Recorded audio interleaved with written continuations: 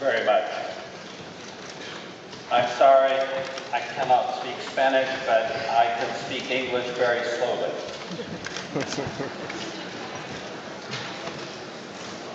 I have spent a long time thinking about economic development and how economic development worldwide for the past 200 years has created more and more cities, and that as a country evolves economically, it becomes more urban. And about 2 years ago, more than 50% of the world now lives in cities.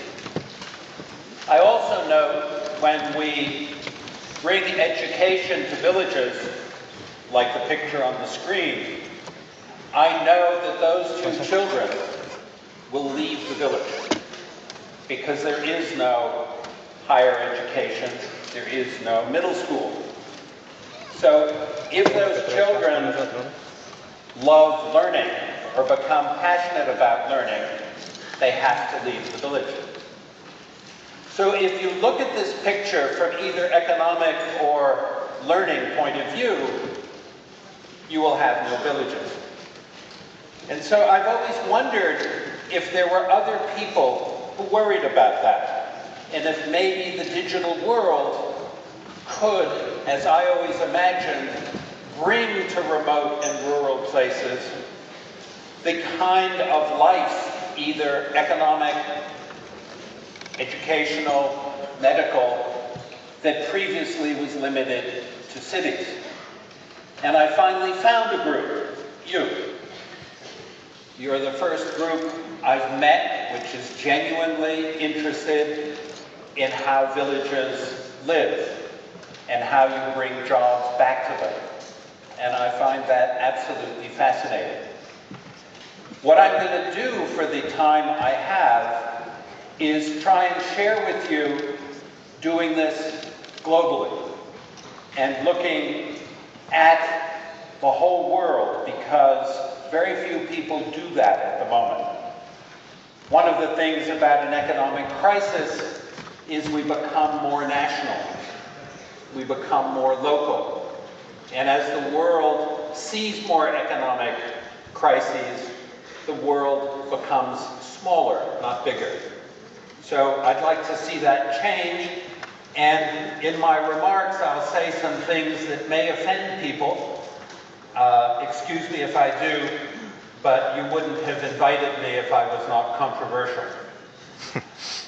Yesterday, I was asked for the first time in many years about happiness. And again, this morning, it happened in a question with a charming reporter. And I decided I'd put happiness in the title because happiness is very different from pleasure. And happiness may not occur even though you have lots of pleasure in your life. So one thing I know, and I know with great confidence, is that happiness comes from meaningfulness. If you have a meaningful life, you have a happy life. And so I will share with you some trends, and excuse the word slides, there are not too many of them, but there is a trend at the moment to accept the concept of disruption, to accept an Arab Spring, to accept an Occupy, not because you agree with them, but because it is a disruption of one kind that everybody is seeing happening over and over again. And then there are other kinds of disruptions. Technical ones, the ones we used to read about more than social disruptions. I meet many people who at the age of 50 or 60 look into the mirror and ask themselves, what meaning did my life have? And this can be very rich people. So it is not money. It is also the case that history doesn't remember corporations. It doesn't remember technology as much as it remembers art. Not that art and technology are very different, in fact. So some of these are very important principles, and the power of open is well known, especially to this room, especially to the concept of open software. But the same people who advocate open software have iPhones, the most closed technology on the planet. And in some sense, you should be ashamed of yourself. Because being open is not being closed. And I knew Steve Jobs very well. We were very good friends, particularly in the 1980s. And he wanted to control. And that control, which results in wonderful design, is the exact opposite. Muchos MacBook en una conferencia de Open. And open, in the end, will prevail. And also, there will be a world without any kind of periphery. So for the entrepreneurs in the room, I think it's very important to forget some of the basic concepts that we're taught as children.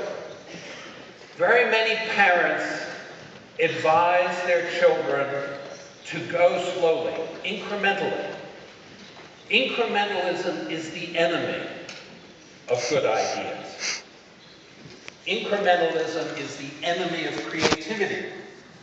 Now, some things may require incrementalism, but very few. Common sense, a bad idea. Common sense is common.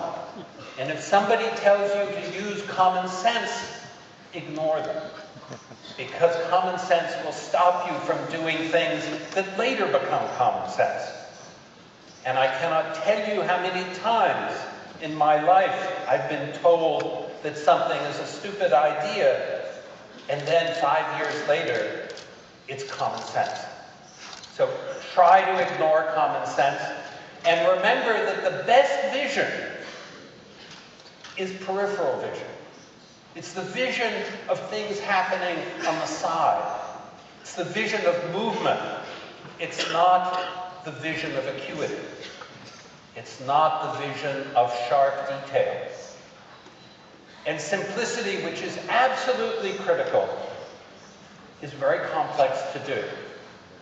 And when you fight to log in or to make a payment, you should complain. You should really not accept it. And the last remark there is very similar to the first, but reality is a way of escaping creativity. So let's be realistic. When somebody in the room tells me to be realistic, I suggest they get out of the room. Because if you're realistic, you're not going to be very creative. Now, connectivity, which is happening relatively naturally, it's happening wider and wider. Cell phone penetration is increasing. There are already today more handsets than there are people on the planet. And so we're getting a boost in connectivity. It should be a human right, and it ends isolation. Now, isolation of the kind I'm thinking is the isolation I see in Afghanistan, the isolation I see in African nations. It doesn't have to be that dramatic, but it's very important to end isolation, because isolation plus poverty is a very deadly cocktail, and it needs to be remedied simultaneously.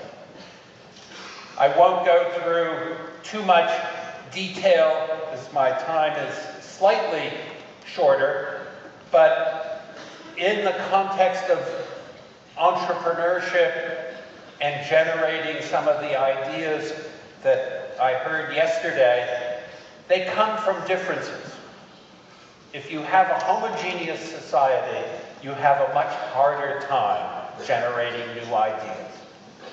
And when people look at the United States and say you have a wonderful entrepreneurial society, they tend to ignore that one of the properties is a very heterogeneous environment.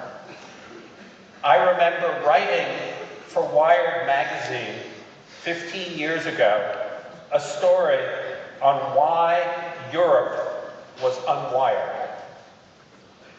And my father was alive, a European in every way, spoke 8 or 9 languages, and he didn't like the story. I was visiting him, he was living at the time in Switzerland, and he said, "I don't like that story." And I said, "Well, let's go through the points." And the first point was the absence of risk capital. And he said, no, there's lots of risk capital. I wasn't going to argue, and so we went on to the next point. And it was the centralist nature versus a decentralized society. And he said, no. We went through all the points. Every one he said, no, that's not correct. Until we got to the last point in the story, and this was literally the last point, said, and in Europe, they do not listen